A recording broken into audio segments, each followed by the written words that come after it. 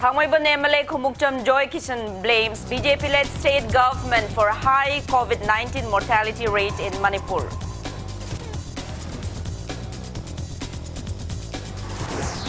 Chairperson of Manipur State Women's Development Corporation, Samurai Latpam Satyabhama, succumbs to post-COVID complications at RIMS Hospital.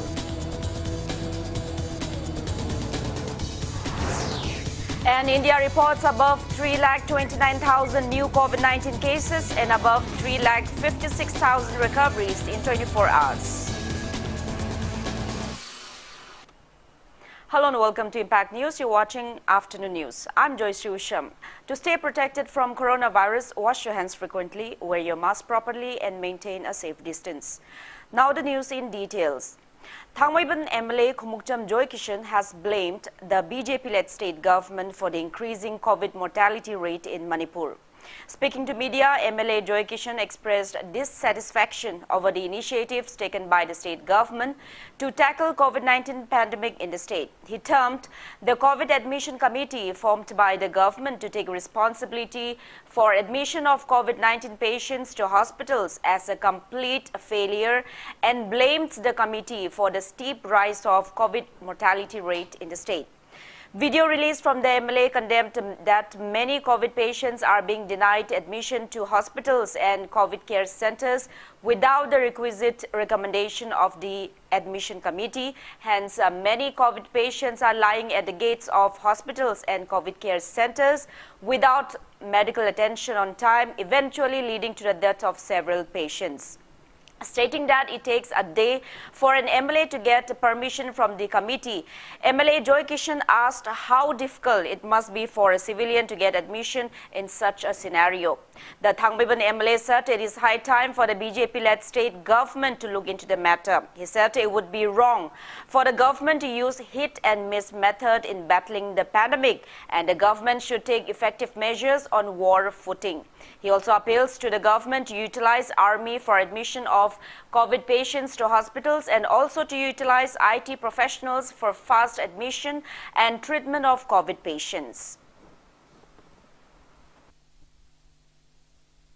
Akhoi committee na haigadamni committee mathakta channel committee se refer tawdri yade bet se hanga si yade tawna ana absing se punga mo di hospital puthingdal madun maram odi shell sidi hit and trial the try to le se ri yaw matam nati leiri ba khoi loi go resource sina tabani resource nge sina ga akhoi thengna ba ma sabsana daga le admission committee ne nama se me se total failure ni masi le de mi si be henga le ha bi se sima ilanga thai jage akhoi na contact to mutam yang kui be sange ai through dagi mi ma hospital Konaba, Nadaka Bukas, and the Puna Hanabada, Pumatu, Puntara, no Musanga, no Mahan Visual. Other than Misham Prazamana, direct contact Orgamo is Sambang among whether Momo said. It's a very big question. I don't know who's share mortality rate young Hingal Isi, Karino said, Sakanati to view. I see Sakanati Mamatadoga, Asibi Nugin inquiring to view, Nangi Punga, the Nagi, kind of the Fellas in Mui Pater, Loinamo Sakana, Kanbang, the Vasia, quite as Kanbang and Bumam Shell. I say, Aquida, I'm the pain the big collapse of Misi, but I'm just sending the Sakana is sending the Mam Lerami, Adubu, Tori system said, Masimati, Puna, fair and have a sense in my hijack again. Chairperson of Manipur State Women's Development Corporation, Samurai Latpam Satyabhama, succumbed to post-COVID complications at RIMS Hospital today. She was 74. Late Satyabhama, wife of Sahid Madhu Mangol of Sagolban Tera Bazar, also served as president of Joyshree Bhagya Chandra Cultural Foundation, Manipur. She tested positive for COVID-19 on April 16 and has been under treatment at Raj Medicity and tested negative for COVID-19 on May 1st. Later, she was referred to RIMS Hospital after she developed post-COVID complications. Samurai Latpam Satyabhama breathed her last at 3:30 a.m. today.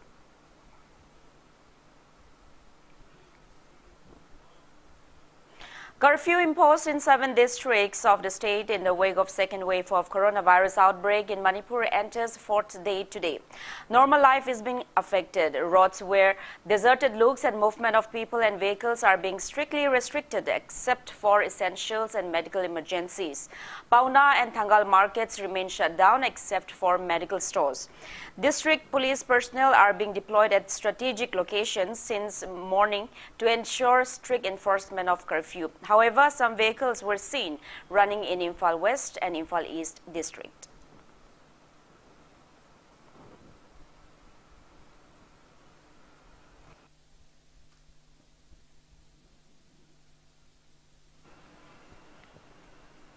Police team led by Imphal Police OC today nabbed many vegetable vendors for violating curfew. The vegetable vendors came from remote areas on diesel auto rickshaws to sell vegetables at Saugaijam Leirak and Ilang Laikai Leirak amid curfew. Arrested vendors were taken to Imphal Police Station for necessary legal actions. Imphal Police OC appeals to abide by restrictions imposed by the government to curb COVID-19.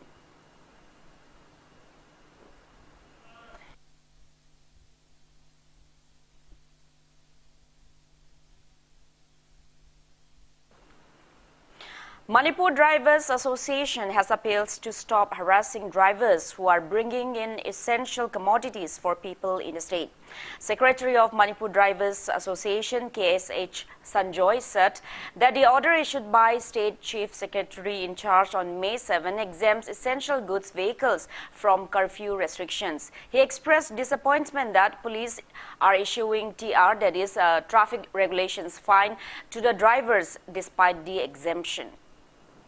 Chief Secretary M.H. Khan Sarda Topiba order may singna only goods vehicles hiding was the last Posay Gubagari Kudima land but Payagani Amazon oxygen supply related vehicles LPG and oil tanker that's in Matam Police now diverting the Tia Kapai Namata Pisanovi with the Chimba Tobigo and the Tobizo Masikuta Pilepiu, not what the machine Taki to Zoom Boxel diverging is like fire and complaint of the Lapayore, Janima Machine to the Shamu, particularly Pajana Masi, government Pamiri, Pamiri, government people, the police department invasions,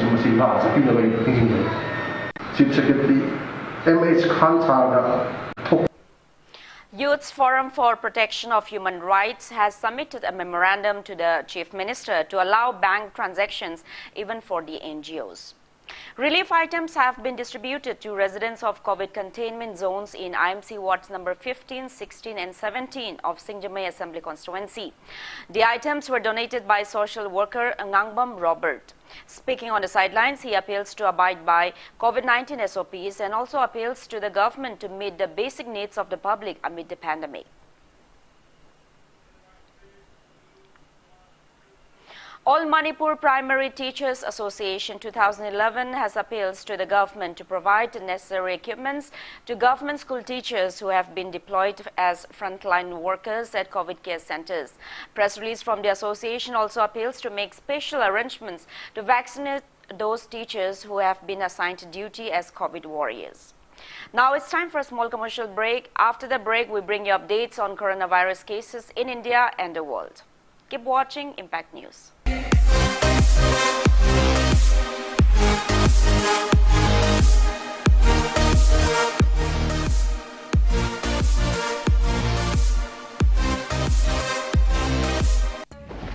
You are watching Impact TV, engaging, empowering and impacting lives. Welcome back. After the break, you're watching Afternoon News. India has reported more recoveries than confirmed cases of COVID-19 in the past 24 hours. As per the Union Ministry of Health and Family Welfare, India logged 3,29,942 new COVID-19 confirmed cases and 3,56,082 people were discharged in the past 24 hours. Country's COVID tally stands at 2,29,92,517 and there are 37 7,15,221 active cases. Total recovered cases reached 1,90,27,304. India's recovery rate stands at 82.75%, while the death toll stands at 2,49,992, with the addition of 3,876 new COVID-19 fatalities. Maharashtra has the highest active cases of above 5,93,000 active cases of COVID-19 in the country. Over 17 crore 27 lakh people have been vaccinated against COVID-19 in India so far. Globally, coronavirus has infected above 15 crore 96 lakh 26,900 people. Above 33 lakh 18,000 people have died, and recoveries are above 13 crore 73 lakh 74,700.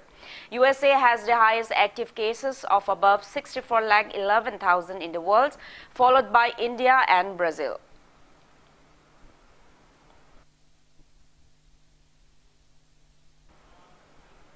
COVID-19 active cases are surging in the northeast states as well. Assam ranks highest with 38,847 active cases, followed by Manipur with 4,604, Tripura with 3,063, and Meghalaya with 3,062 active cases.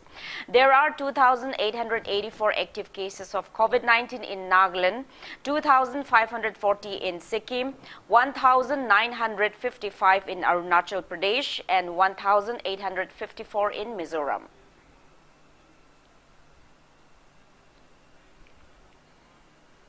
Centre has provided over 18 crore COVID vaccine doses free of cost to the states and union territories so far. Of this, the total consumption of doses including wastage is over 17 crore 9 lakh. The Health and Family Welfare Ministry has said that more than 90 lakh 31,000 vaccine doses are still available with the states and union territories to be administered. The ministry has assured that more than 7 lakh 29,000 vaccine doses will be provided to the states and union territories within the next 3 days. The Health Ministry has said vaccination is a crucial pillar in the fight against the coronavirus, and the third phase of COVID-19 vaccination has already started in the country. The ministry has informed that over 11 lakh 52,000 vaccine doses are available in Uttar Pradesh, the highest number in the country, followed by Gujarat, wherein over 8 lakh 32,000 doses are left to be administered to the beneficiaries.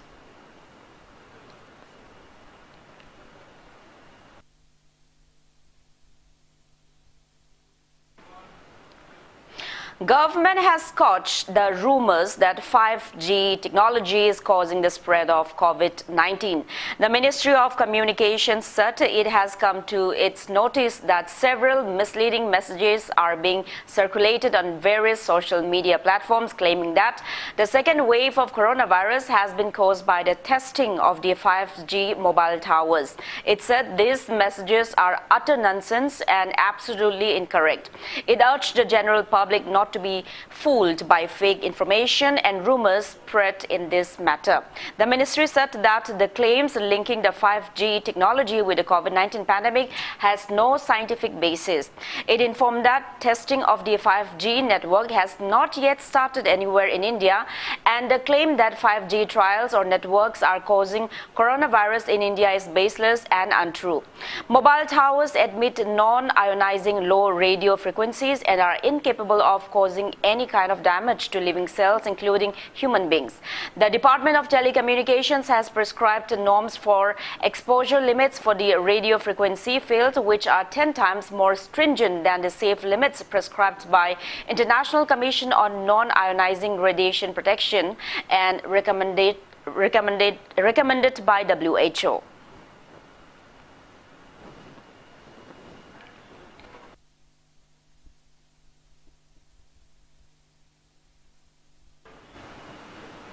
U.S. Food and Drug Administration has authorized the emergency use of Pfizer-BioNTech COVID-19 vaccine in adolescents aged 12 to 15 years.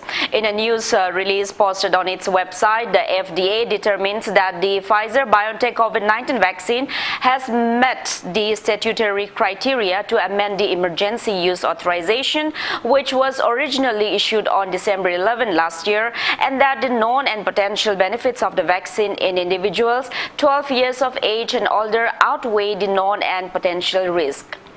Acting FDA Commissioner Janet Woodcock said that the decision will allow for a younger population to be protected from COVID-19, bringing to returning to a sense of normalcy and to ending the pandemic.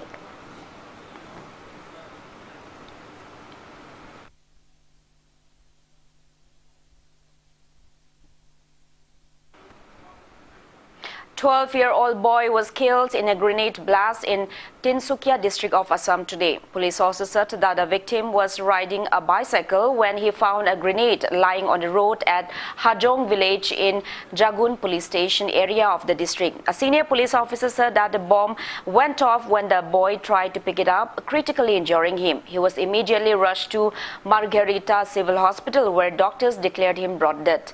Investigations are underway to ascertain how the grenade landed over there.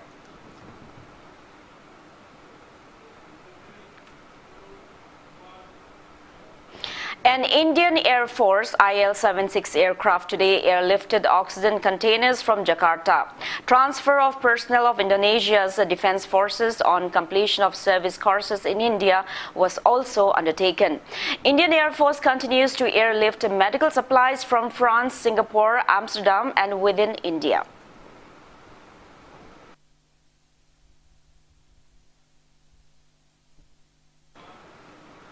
Now, before we end, let's take a look at the headlines once again.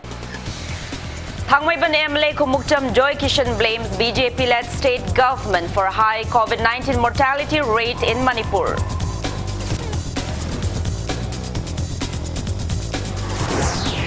Chairperson of Manipur State Women's Development Corporation, Samurai Latpam Satyabhama, succumbs to post-COVID complications at RIMS Hospital.